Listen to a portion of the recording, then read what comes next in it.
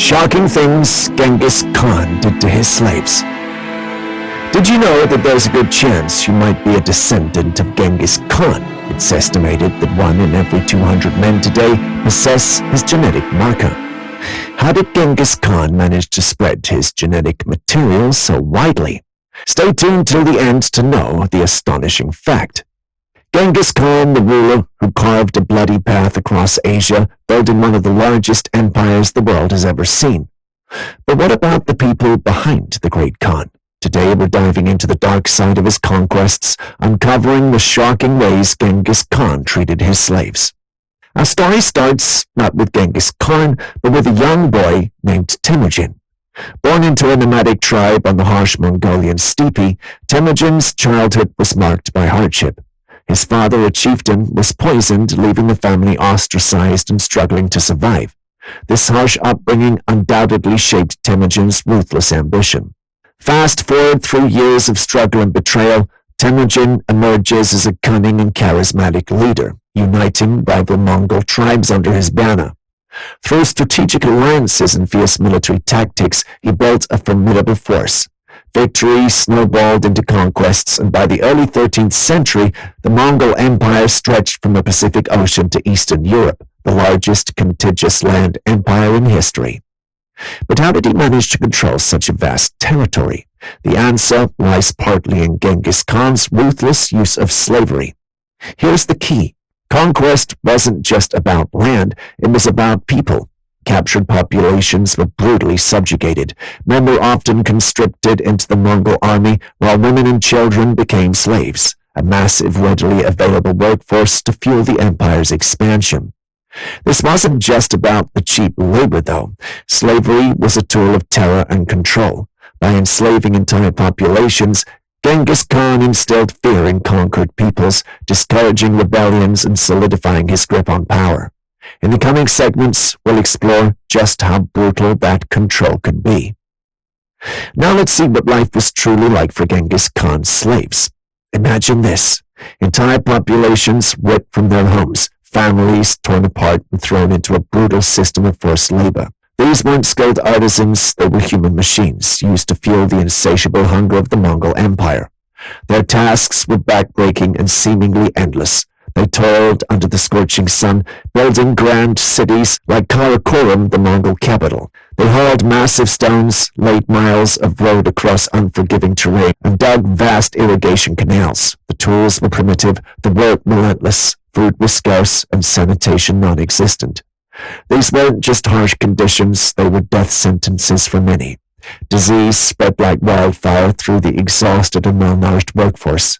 Injuries, both minor and catastrophic, often went untreated, leading to infections and gruesome deaths. The number of slaves who perished during this period is staggering, a testament to the brutal efficiency of the Mongol system. The brutality wasn't solely focused on backbreaking labor. Women and children, especially those deemed attractive, faced a different kind of horror. They were often taken as concubines for Mongol leaders and soldiers. This wasn't a life of pampering, it was forced servitude with a thin veneer of luxury. While Mongol elites reveled in opulent tents adorned with silks and furs, the women who served them were little more than possessions. They faced constant sexual exploitation and the constant threat of violence. They became part of the Mongol elite's harem, serving the sexual desires of the Khans and their warriors. Life for these women wasn't much easier. They were trophies of conquests, objects of power rather than human beings. While some might have enjoyed the modicum of comfort, the constant threat of violence and the psychological burden of their situation were undeniable. We've seen how Genghis Khan used slaves for brutal labor and to maintain his own luxurious lifestyle, but the darkness goes even deeper. He also employed slaves as weapons of psychological warfare, inflicting a different kind of terror on his enemies. Imagine this: a city under siege by the Mongol army. Instead of facing a traditional line of Mongol warriors, the defenders see a horrifying sight. Rows upon rows of their own people, captured slaves, forced to the front lines as human shields. Knowing they can't attack without harming their own kin, the defenders' morale crumbles. This tactic, as shocking as it is cruel, proved devastatingly effective in breaking down resistance. Genghis Khan also used slaves to spread misinformation and sow discord among his enemies. Infiltrators, often women and children who had learned the enemy language and customs, would be sent into enemy cities to spread rumors about the Mongol army's size and ruthlessness. This psychological warfare played on people's deepest fears, often leading to panic and internal conflict within the targeted cities, making them easier to conquer. The human cost of these tactics is immeasurable. Slaves were not just pawns in a strategic game, they were living sacrifices, their lives and well-being a chilling message to anyone who dared to oppose the Mongol Empire. Life as a slave under Genghis Khan wasn't just about backbreaking labor and psychological torment. Disobedience, even minor infractions, was met with a swift and horrifying response. Fear was the glue that held the Mongol Empire together, and Genghis Khan made sure the punishment for breaking the rules was a fate worse than death. Slaves caught trying to escape wouldn't be met with a simple flogging. Their punishment could be as horrifying as being boiled alive in a giant cauldron. Other gruesome methods included crushing under the weight of a passing herd of horses or being slowly crushed under heavy stones. The condemned would be tied spread-eagled to the ground as horses were driven over them, their bones shattering under the weight of thundering hooves. These weren't just punishments, they were public spectacles designed to terrify the entire slave population into absolute obedience. The fear wasn't just for physical transgressions. The Mongols also punished any perceived slight to their culture or religion. Failure to show proper respect to a Mongol leader or refusing to convert to their belief system could result in a torturous death. This harsh system served as a chilling purpose, to completely break the will of the conquered people, turning them into a submissive and easily controlled workforce. But what was his most shocking method of control? Find out next. The cruelty of Genghis Khan's rule extended beyond mere punishment. He employed a chilling strategy designed to twist human bonds to his own gain, enforced loyalty through cruelty. Imagine this scenario. A captured warrior, a father of a young family. He's offered a horrifying choice: complete obedience, becoming an instrument of the Mongol war machine, or witness the brutal execution of his entire family. Wife, children, everyone he holds dear. This wasn't an empty threat. Genghis Khan was infamous for carrying out such executions, leaving a trail of devastation and despair in his wake. This tactic exploited the deepest human emotions, love and fear. By forcing a slave to choose between their own survival and the lives of their loved ones, Genghis Khan created a twisted form of loyalty. These coerced collaborators, often forced to participate in the subjugation of their own people, became a terrifyingly effective tool for control.